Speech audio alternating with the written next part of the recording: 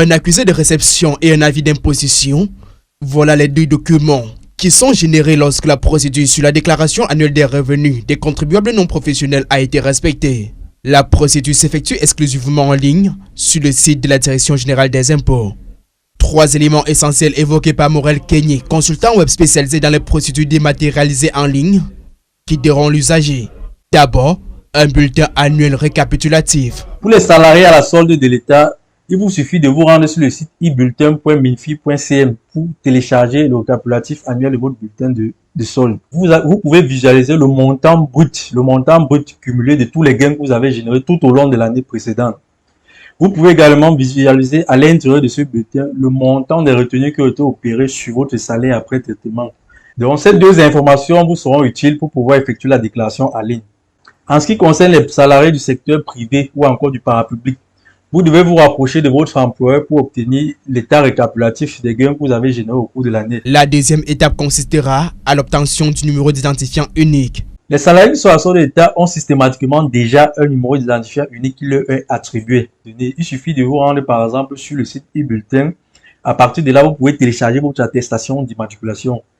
Dans l'attestation d'immatriculation, vous allez pouvoir visualiser votre numéro d'identifiant unique. La seconde chose que vous pouvez faire pour obtenir votre numéro identifiant unique, c'est de vous rendre sur le site des impôts à l'adresse impôts.cm. Une fois sur cette page, dans la rubrique « Retrouver mon numéro identifiant unique », une fois sur cette page, vous pouvez saisir votre nom dans ce champ. Une fois que c'est fait, vous allez saisir votre date de naissance ici. Et ensuite, vous allez cliquer sur « Rechercher » pour rechercher votre numéro identifiant unique.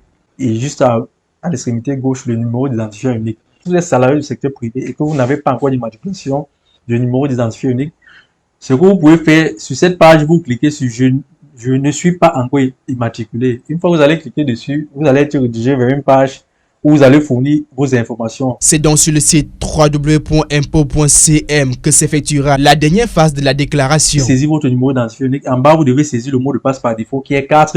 Lorsque vous saisissez 40 et que vous réussissez à vous connecter sur le site, la première des choses que vous devez faire avant tout, c'est d'enregistrer un nouveau mot de passe.